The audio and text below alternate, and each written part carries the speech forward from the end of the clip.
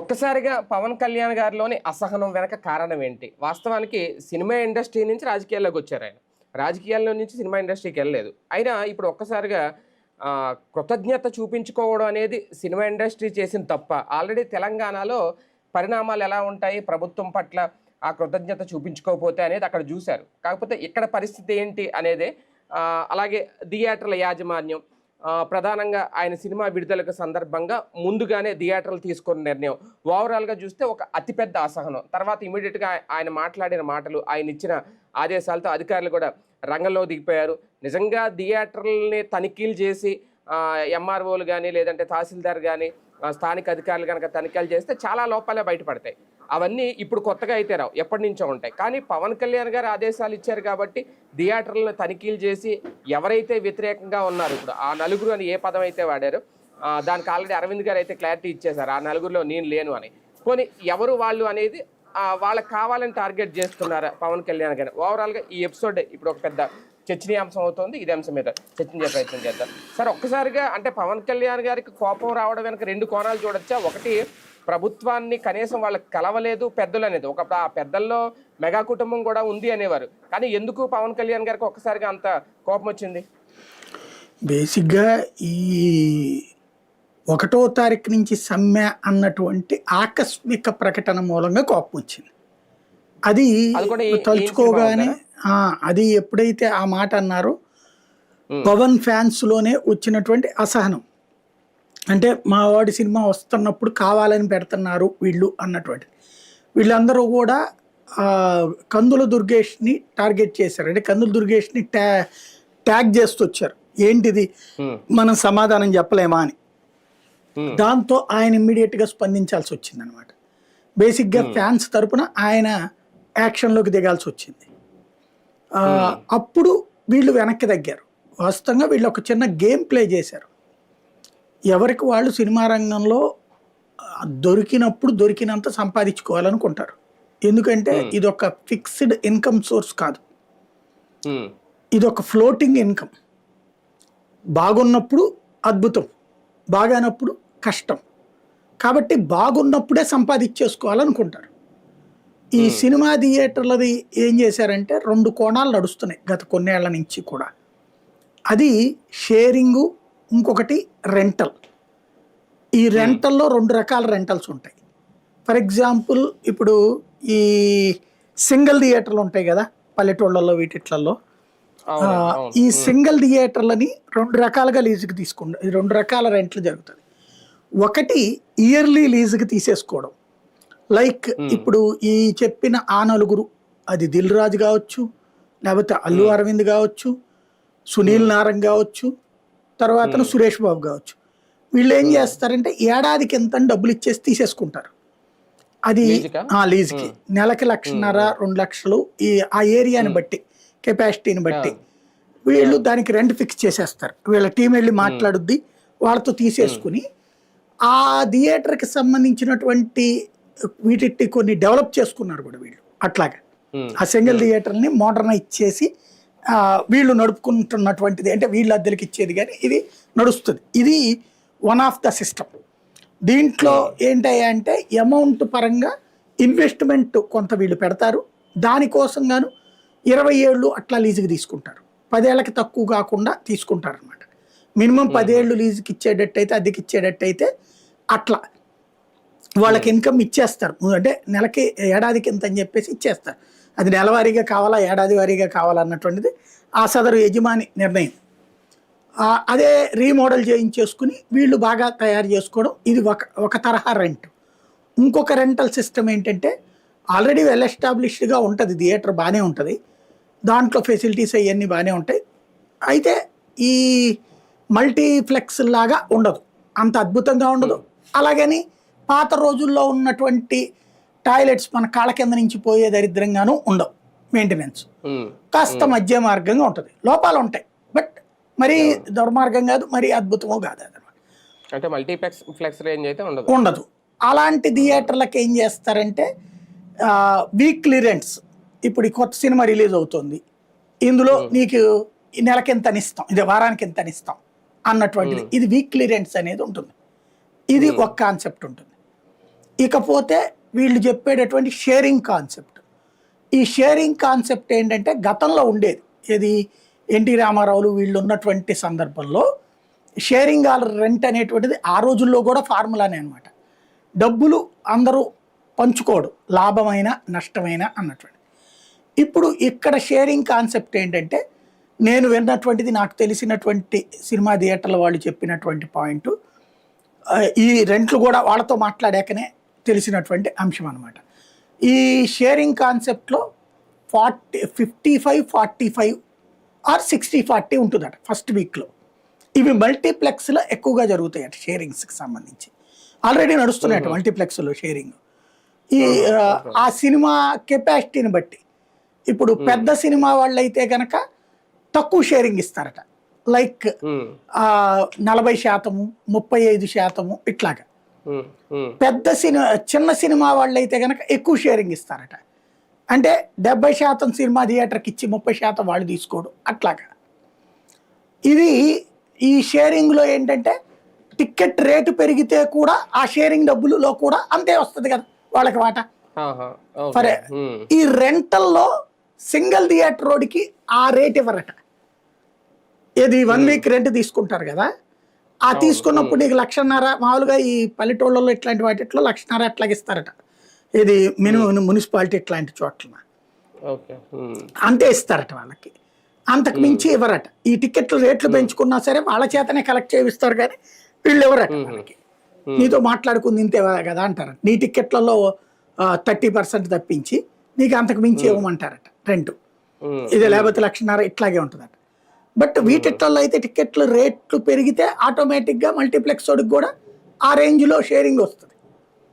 ఇది మొదటి అంటే పెద్ద పెద్ద సినిమాలకి ఏం చేస్తున్నారంటే 55-45 ఫస్ట్ వీక్ ఉంటుందట, సెకండ్ వీక్కి 50-50 ఉంటుందట, థర్డ్ వీక్కి 45% నిర్మాతకి, 55% వీళ్ళకి ఉంటుందట. ఎందుకంటే సంఖ్య తగ్గిపోతారు కాబట్టి జనం. ఒకవేళ ఆ టైంలో అది సినిమా ఇంకా ఫ్లేర్ అప్ అయి బాగా లెగిసింది అనుకోండి, అది ఈ మల్టీప్లెక్స్ వాడికి బెనిఫిట్ అవుతుంది.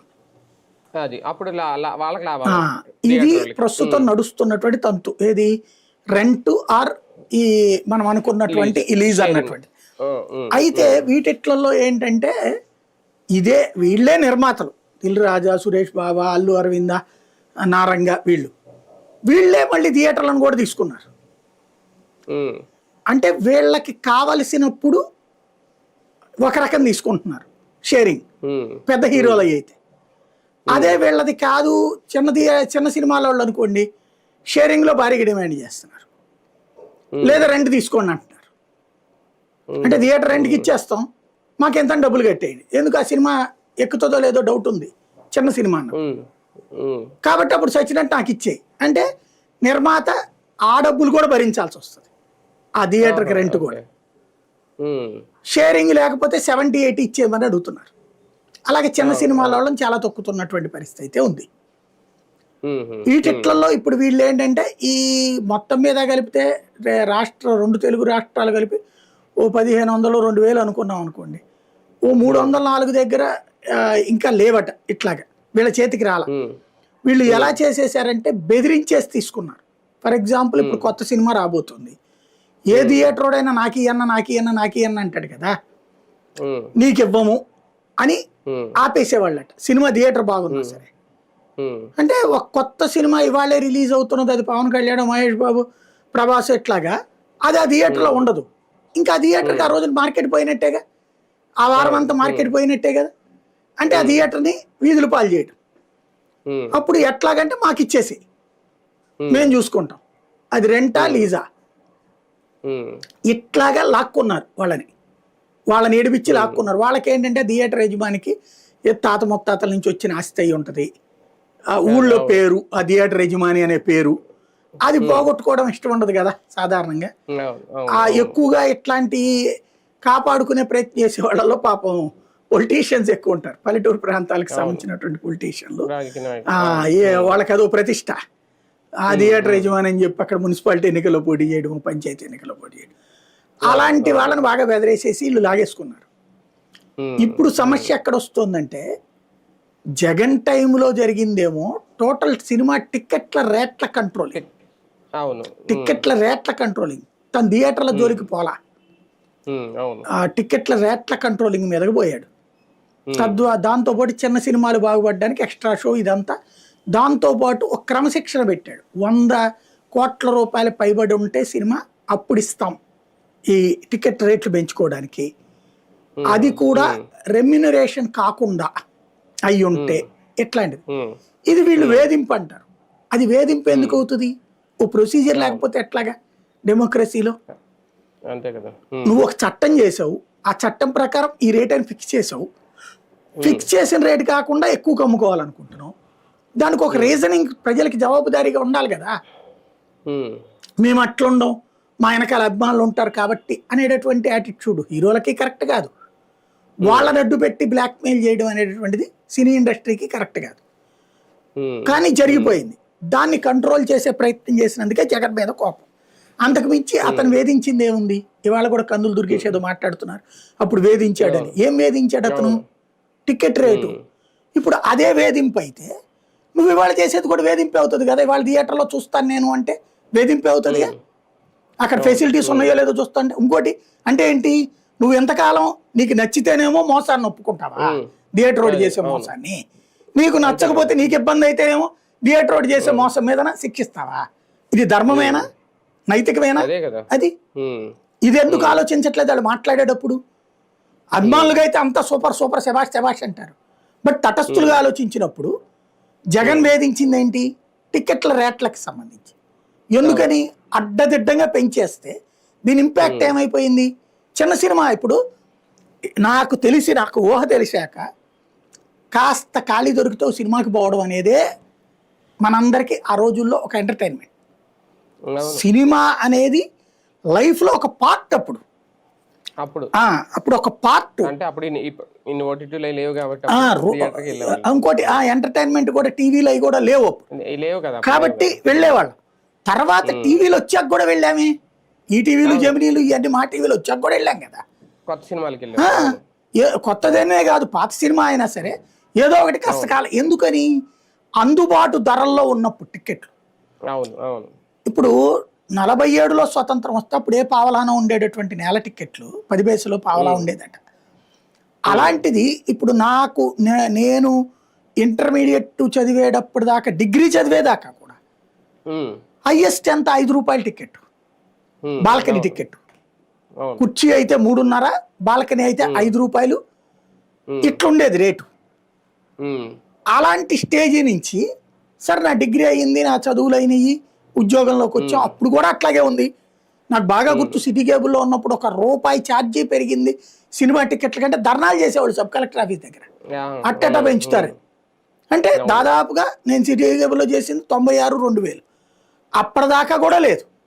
ఈవెన్ ఆ తర్వాత కూడా లేదు. ఈ 15 ఏళ్లలో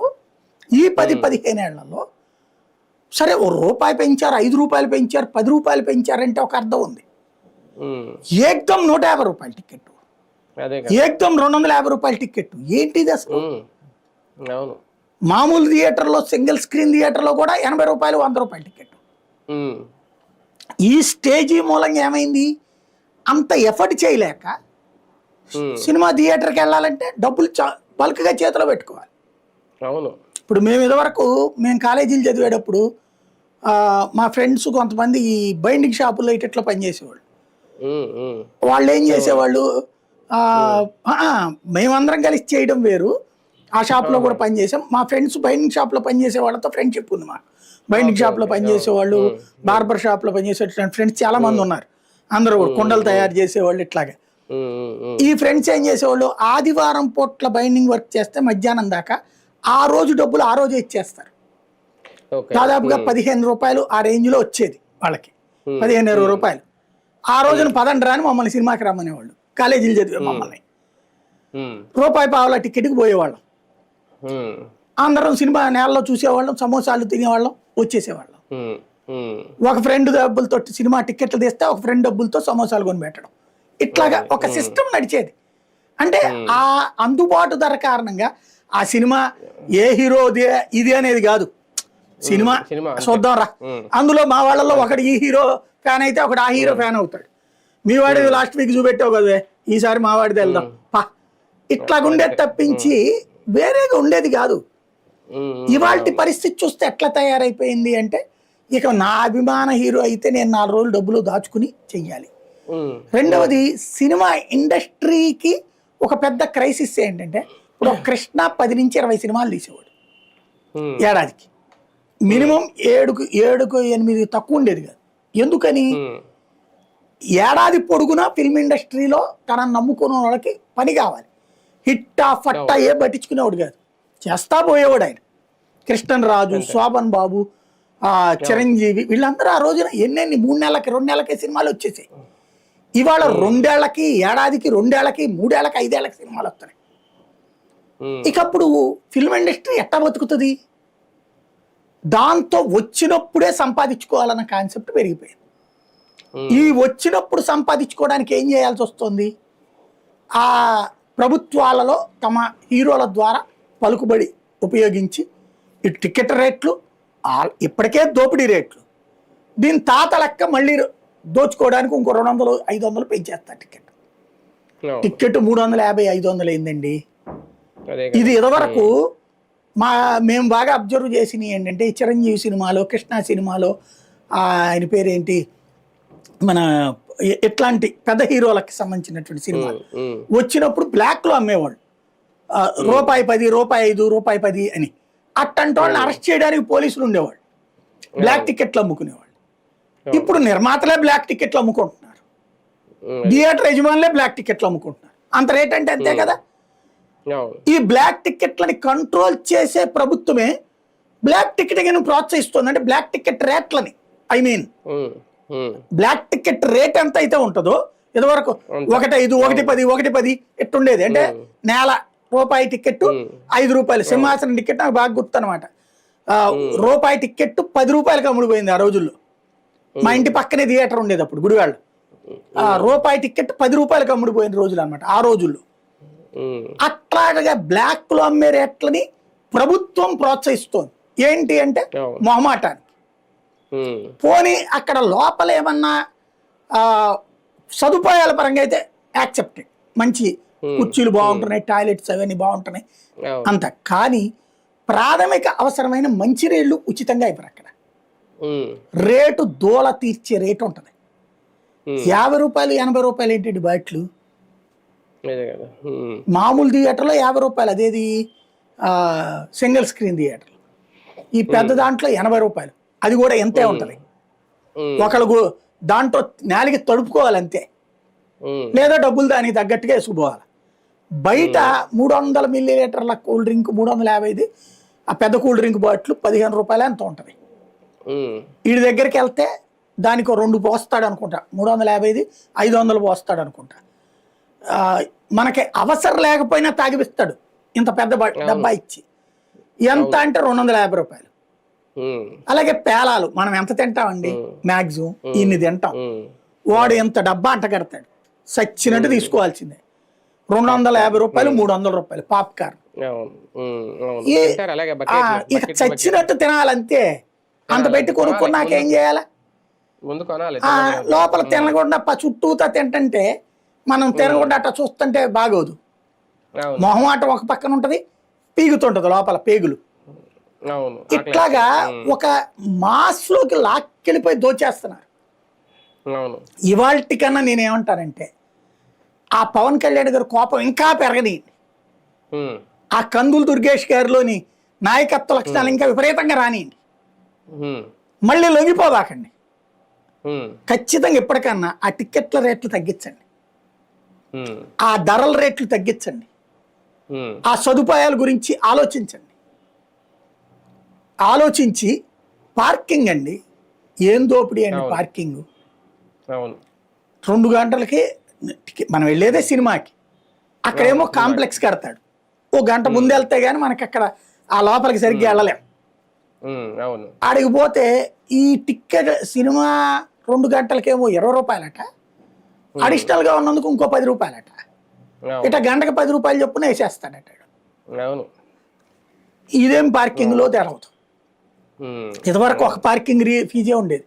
ఇప్పుడు పార్కింగ్ ఫీజు ఎప్పుడు పెరిగిపోతుందో తెలియదు, ఎప్పుడు తగ్గిపోతుందో తెలియదు. అవును. అదొక దోపిడీ. అసలు ఏం లేదు. ప్రేక్షకుడు అనేటటువంటి వాడు వాడి తలకాయ మన చేతికి ఇచ్చాడు, మా ఇష్టం మేము దోచుకోవడానికి అన్నట్టుంది. దానికి వీళ్ళు ఏం చెప్తారు, సినిమా ఇండస్ట్రీ చాలా గొప్ప లెక్కే చెప్తారు. ఏం చేస్తాం సార్, హీరో కోట్లల్లో 80 కోట్లు 100 కోట్లు అడుగుతున్నాడు, హీరోయిన్ 10-15 కోట్లు అడుగుతుంది, వాళ్ళిద్దరికే 125-150 కోట్లు అయిపోతుంది.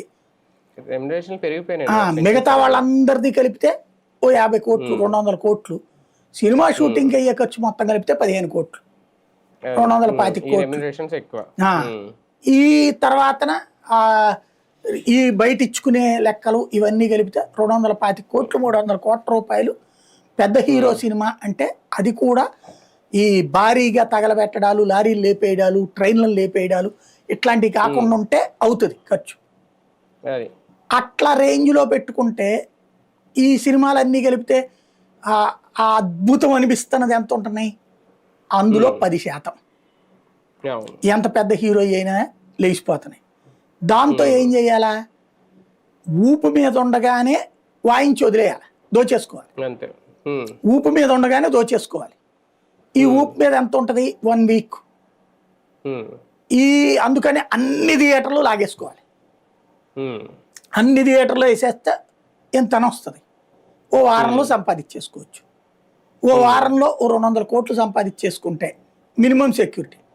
రెండో వారానికి వచ్చేది లాభం. ఇదేది 200 కోట్లు ఈ బడ్జెట్. అదే 400-500 కోట్లు పెడితే అప్పుడు ఎట్లా సాధ్యం? ఇది ఇప్పుడు వాళ్ళు అనేది. ఎవడేడుపు వాడిదే ఇక్కడ, ఎవరిది రైట్ అనలేము, ఎవరిది తప్పు అనలేము. కానీ ఇందులో పొలిటికల్గా ఇంకొక పాయింట్ పవన్ కళ్యాణ్ గారు మాట్లాడింది, ప్రభుత్వం మీద కృతజ్ఞత లేదు సినిమా ఇండస్ట్రీకి, వచ్చిన తర్వాత చాలా మార్పులు చేసాం, కనీసం వచ్చి గౌరవపూర్వకంగా కలవాలని కూడా కలవలేదు ఎవరు అనేది. కానీ ఎందుకు నిజంగా ప్రభుత్వం మీద సినిమా ఇండస్ట్రీకి ఇది చిన్న చూపు? వాస్తవంగా చెప్పాలంటే ఇదివరకు ఫిల్మ్ ఇండస్ట్రీ ఫస్ట్ వచ్చి చంద్రబాబు గారిని గెలిచింది 2014లో. కేసీఆర్ని గెలవాల. ఓకే. అంటే నీకు రాష్ట్రం విడిపోయినా కూడా మీకు చంద్రబాబే సీఎం, నేను ఎదోలాగా కనబడుతున్నానా అని ఆయన కోపం వచ్చింది. మొత్తం అక్కడ ఉన్నటువంటి స్టూడియోలన్నిటికీ నోటీసులు ఇచ్చాడు. మొత్తం మీకు ఇచ్చింది ఏ పర్పస్ కింద, మీరు తీసుకుంది ఏం పర్పస్ కింద అని. ఒక్కొక్కళ్ళకి సుస్ అయిపోయింది, వణికిపోయారు. కేసీఆర్ దగ్గరికి పోతే ఏం తమాషా చేస్తున్నారా, ఉండేది మీ ఆస్తులు, మీరు మీ జీవితాలంతా ఎక్కడ, వెళ్ళి ఆడేమో సాష్టాంగ పడొస్తారా, మేము పనికిరామా అన్నటువంటి కోపం. అప్పుడు వీళ్ళకి భయం వేసింది, ఎందుకు వచ్చిన గొడవ, తెలంగాణ సీఎం మనదంతా ఇక్కడే ఉండేది కదా అనేటటువంటి. సరే ఆ టర్మ్ అయిపోయింది. 2018లో కేసీఆర్ అందుకే గెలిచినప్పుడు మళ్ళీ సినిమా వాళ్ళందరూ పరిగెత్తుకెళ్ళి కేసీఆర్ని అభినందించి వచ్చారు. అంతవరకు బాగానే ఉంది. అంతకుముందు చేసిన తప్పుని సరి చేసుకున్నారు.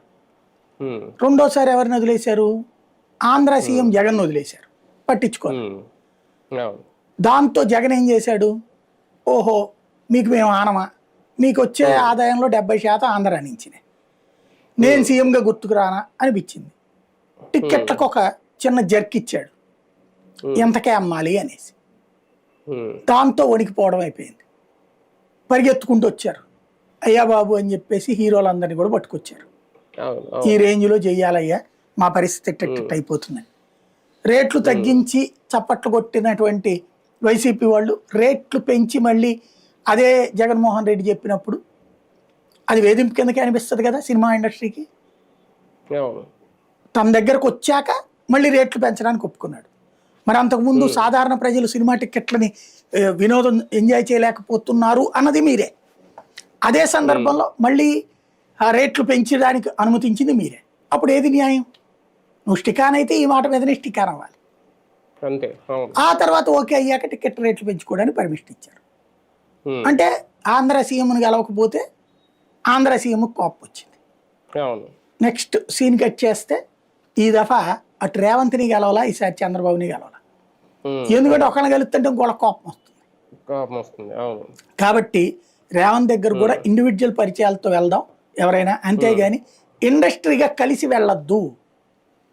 వెళ్ళామంటే ఒకళ్ళ పవర్లో ఉన్నప్పుడు రెండో వాళ్ళకి కోపం వస్తుంది. రెండవది ఈ సినిమా ఇండస్ట్రీలో ఉన్న వాళ్ళకి కూడా పొలిటికల్ ఆబ్లిగేషన్స్ ఉన్నాయి. ఎందుకు అప్పట్లో చంద్రబాబు దగ్గరికి వచ్చారు, కేసీఆర్ దగ్గరికి వెళ్ళాలా? ఎక్కువ మంది సినిమా ఇండస్ట్రీ వాళ్ళు తెలుగుదేశం అభిమానులు కాబట్టి. కేసీఆర్ వార్నింగ్ ఇచ్చిన తర్వాత అక్కడికి పోక అక్కడ భయంతో వెళ్ళారు. జగన్ మీద ద్వేషంతో వెళ్ళలేదు. జగన్ ఇక్కడ ధమ్కి ఇచ్చిన తర్వాత మళ్ళీ అటు పక్కకి నడిచి. ఇప్పుడు సమస్య ఏమైంది? ఎవరి దగ్గరికి వెళ్తే రెండో వాళ్ళతో శత్రువు అవుతున్నాం మనం. ఇద్దరి దగ్గరికి పోకుండా కూర్చున్నారు. అది రేవంత్ కోపం వచ్చింది, ఇప్పుడు చంద్రబాబు కోపం వచ్చింది. అసలు మొదటి నుంచి అట్టా వెళ్లకుండా ఉన్నా పోయేది. మొదటి నుంచి వెళ్ళినా తప్పు లేదు, వెళ్ళటం వల్ల తప్పే ఉంది. నువ్వు ఈ సమాజంలో బతకాలనుకుంటున్నావు. ఈ సమాజానికి సంబంధించిన రిప్రజెంటేటివ్ గవర్నమెంట్ అంటే ప్రజల చేత ఎన్నికైన ప్రభుత్వం. శుభ్రంగా ఫిలిం ఛాంబర్ తరఫున 24 క్రాఫ్ట్స్ ఉన్నాయి కదా, 24 క్రాఫ్ట్స్లో ఒక్కొక్క క్రాఫ్ట్ నుంచి ఒక్కొక్కళ్ళు ముందు ఉండండి. ఇన్ఛార్జిని పెట్టుకొని హెడ్ని పెట్టుకుంటారు కదా 24 క్రాఫ్ట్స్లో. ఆ హెడ్స్ వరకు రండి. దాంతోపాటుగా నిర్మాతల్లో ప్రముఖులు, దర్శకుల్లో ప్రముఖులు ఎవరు వస్తారు రండి అయ్యా అనండి. 50 మంది కలవండి, నష్టమే ఉంది. 24 క్రాఫ్ట్స్ మస్ట్గా ఉండేలా చూసుకోండి. అలాగే నిర్మాతలు, దర్శకుల్లో ఇంకెవరైనా వస్తానంటే రండి అని చెప్పండి. లేదా ఈ 24 క్రాఫ్ట్స్లో ఎంతెంతమంది వస్తారు రండి అయ్యా, తలా ఒక్కొక్క 5 వస్తారా రండి అని చెప్పండి. వెళ్ళండి, కలవండి, గౌరవంగా ఉంటుంది. పోయేదే ఉంది. అంతకుమించి మీకేం రాజకార్యాలు ఏం లేవు కదా. ఓ రోజు అనుకోండి, ఇమ్మీడియట్గా రావద్దు. వారం రోజులు 10 రోజులు తీసుకుంటే పోయేదేం లేదు కదా. అంటే ఒకటి సార్, గతంలో ఇలాగ వచ్చినప్పుడు అప్పుడు వీళ్ళందరూ వచ్చి కలిశారు జగన్ని, మహేష్ బాబు వీళ్ళందరూ వచ్చినప్పుడు మహేష్ బాబు ఆయన అప్పుడు జగన్ గారు కూడా అన్నారు, మీరు వైజాగ్ రండి, మీకు అక్కడ అందరికీ ఇళ్ల స్థలాలు ఇస్తాను, మీరు స్టూడియోలు పెట్టుకోవచ్చు, ఇవన్నీ చెప్పుకొచ్చారు. ఇప్పుడు అమరావతి డెవలప్ అవుతుంది. ఇదే టైంలో ఎంతగా పవన్ కళ్యాణ్ గారు కూడా డిప్యూటీ సీఎంగా ఉన్నారు. ఆయన సినిమా ఇండస్ట్రీకి సంబంధించిన వ్యక్తే. ఆయనతో కలిసి బాబు గారితో కూర్చొని, అంటే ఓకే అప్పుడంటే వైజాగ్, ఇప్పుడు అమరావతి రావచ్చు, లేదంటే ఇక్కడ వాళ్ళు అడగచ్చు, ఇక్కడ స్టూడియోలు పెట్టుకోవడానికి మాట్లాడచ్చు, ఇవన్నీ చేయొచ్చు. అంటే అసలు ఆంధ్ర వైపు రావడానికి టాలీవుడ్ ఇండస్ట్రీకి ఇంట్రెస్ట్ లేదా? ఇప్పుడు అదంతా కలిసి ఇప్పుడు పవన్ కళ్యాణ్ గారికి కోపం రావడానికి కారణమా? అంత ఇది లేదు. ఇక్కడ నాకు అర్థమైన లాజిక్ చెప్తా. యాక్చువల్గా వాళ్ళు ఆంధ్రాకి రారండి, మెట్రో సిటీసే వాళ్ళకి మెయిన్. ఇప్పుడు మళ్ళీ ఇప్పుడు చెన్నై నుంచి ఆడకు వచ్చి సెటిల్ అయ్యారు. ఇప్పుడు ఆడి నుంచి ఎక్కడికి వచ్చి ఒక్కొక్క ఇల్లు వాళ్ళకి ఎంత ఉంటుంది, ఓ 10-15 కోట్లు ఉంటుంది. ప్లస్ వాళ్ళ ఆ 24 క్రాఫ్ట్స్ వాళ్ళందరూ అక్కడే ఉన్నారు కుటుంబాలతో సహా. వాళ్ళందరూ ఇక్కడికి వచ్చి ఎప్పటికి రావాలి, షిఫ్ట్ అవ్వాలి. ఇది కష్టం. నెంబర్ 1. అలాగే కావాలంటే కమిట్మెంట్ ఉండాలి. అంత కమిట్మెంట్ ఉన్నోళ్ళు వాళ్ళైతే ఎవరు లేరు. ఆ రోజుల్లో ఎన్టీ రామారావు, అక్కినేని నాగేశ్వరరావు వీళ్ళందరూ తమిళనాడు నుంచి ఇక్కడికి రావాలన్నప్పుడు అదొక కసిగా తీసుకున్నారు. ఆంధ్రప్రదేశ్లో కూడా మరో కృష్ణానగర్ లాంటిదో, మరో అమీర్పేట లాంటిదో ఇవన్నీ తయారవ్వాలంటే ఫిల్మ్ ఇండస్ట్రీ వస్తేనే కొంచెం తయారవుతుంది కదా. సాధ్యం కాదంటున్నా. ఎందుకంటే మన వాళ్ళకి ఇక్కడ ఆ రకమైనటువంటి ప్రేమ లేదు. ఇప్పుడు అక్కడ ఏంటంటే ఇదివరకు తమిళనాడు నుంచి వచ్చిందంటే లాంగ్వేజ్ ఇష్యూ వచ్చింది అక్కడ. ఇక్కడ 2 తెలుగే కదా. ఇంకోటి పబ్లిక్లో ఏమి ఆ విధమైన డిఫరెన్స్ లేదు. నేను తెలంగాణ వాడిదైతే చూడను, ఆంధ్ర వాడిదైతే చూస్తాను. కాబట్టి ఎందుకు దాంట్లో ఇప్పటికి ఇవాళ మొత్తం ఇవాళ హైదరాబాద్లో ఉన్నోడు ఇల్లు అమ్ముకుని ఇక్కడికి రావాలా?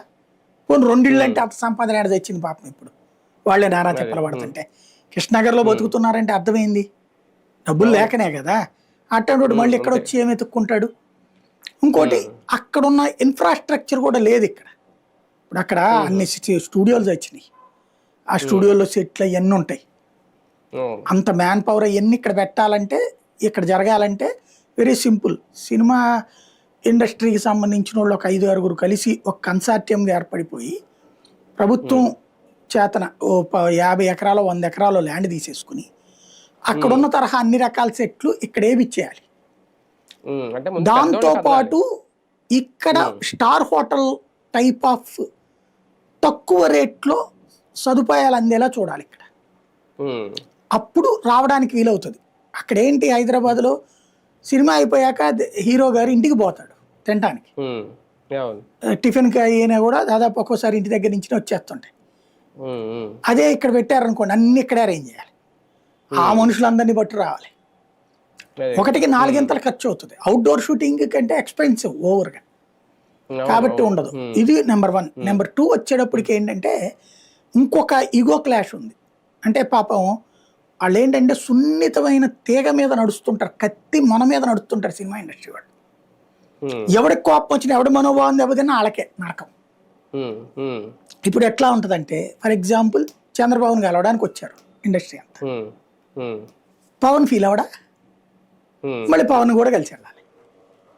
ఉమ్, పవన్ కలిసి అవును. వెళ్తే బాలయ్య ఫీల్ అవడా, ఎందుకు కలవాలి, మీరు సీఎంని కలవడానికి రావాలి కానీ ఉమ్, అప్పుడు మళ్ళీ బాలయ్యని కలవాలి. ఉమ్, ఇక్కడ ఎన్ని ఎలాంటి సంక్లిష్ట పరిస్థితి చెప్పండి పాపం వాళ్ళది. కరవమంటే అంటే ఒక కప్ప ఆ, కోపం, విడవమంటే అదే పాము కోపం సామెత. అదే ఒక రంగ కక్క లేక మింగాలేని అది పరిస్థితి ఏమో టాలీవుడ్ ఇప్పుడు. అంతే. ఉమ్, ఒకటి ఉమ్, ఇప్పటిదాకా ఆంధ్ర తెలంగాణ ముఖ్యమంత్రుల యొక్క ఇది ఫేస్ చేశారు, ధమ్కీలు. ఉమ్, ఉమ్, ఇప్పుడు ఇలా జరిగితే కనుక ఒకే రాష్ట్రంలో ముగ్గురు మధ్యన ఫేస్ చేయాల్సి వస్తుంది. ఉమ్, అప్పటికి పాపం పవన్ కళ్యాణ్ ఏమన్నాడు, మీరు వచ్చి చంద్రబాబుని కలవండి అంటున్నారు. వీళ్ళందరూ అవును. చంద్రబాబుని ఉమ్, కలిసి వెళ్తే పవన్ ఫ్యాన్స్ అందరు రేపు పొద్దున వాళ్ళని వెంటాడతారు, వేటాడతారు, ఉమ్, ఏం మావాడిని ఉమ్, కలవరు అవును. అసలు అనేసి. ఉమ్, ఆయన గెలిస్తే అవును. బాలయ్య ఫ్యాన్స్ ఎడపడతారు, ఉమ్, ఏమనుకుంటున్నారు ఆయనేనా మేమిస్తే పదవి వచ్చిందని వీళ్ళు దిగుతారు. ఉమ్, ఎందుకు వచ్చిన గొడవని వాళ్ళందరూ సైలెంట్గా ఉన్నారు. ఉమ్, ఈగో ఉమ్, క్లాషెస్ అనమాట. వాళ్ళ ఈగోని మరి సంతృప్తి ఫైనల్ పరచడం కంటే ఎందుకని సైలెంట్ కూర్చున్నారు. కాదు సార్, ఫైనల్ గా దీని సొల్యూషన్ ఏంటి? వాళ్ళు వచ్చి కలిస్తే కృతజ్ఞత చాటుకున్నట్టేనా? పవన్ కళ్యాణ్ గారి ఆగ్రహం చల్లారాలంటే ఏం చేయాలి? ఏం జరుగుతుంది, 4 రోజులు పోతే వచ్చి కలిసిపోతారు వీళ్ళంతా. ఇప్పటికే ఆల్రెడీ ఉమ్, చర్చలు జరుగుతున్నాయట ఎవరెవరు వెళ్ళాలి ఉమ్, ఏంటి అనేది, దర్శకుల నుండి ఉమ్, కొందరు.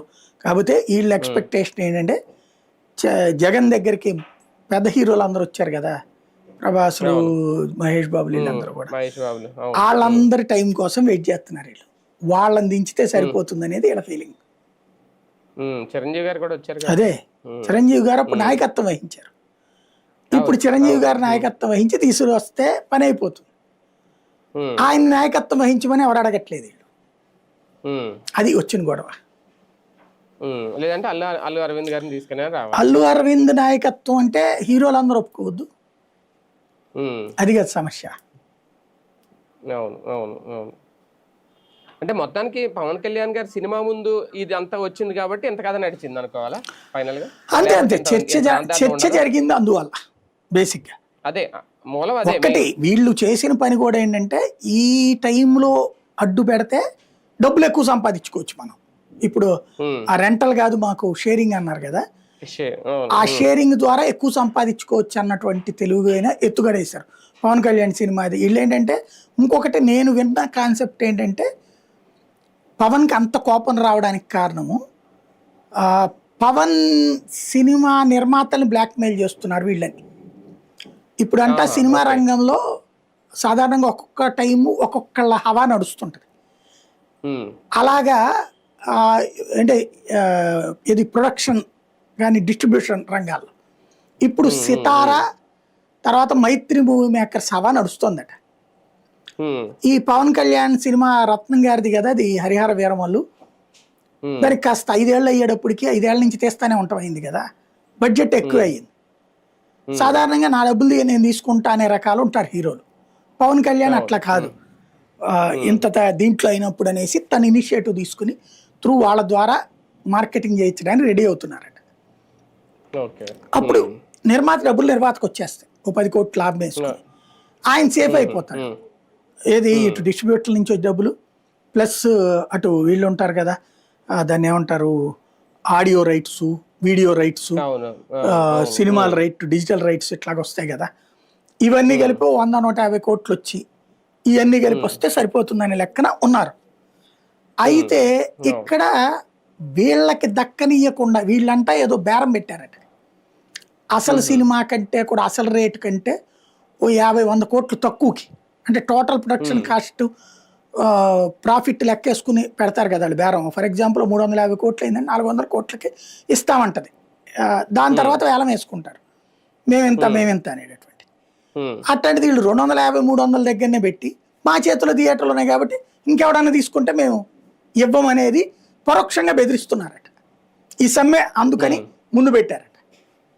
ఉమ్, ఎప్పుడైతే ఇది జరిగిందో అది పవన్ కళ్యాణ్ కోపం తెప్పించింది.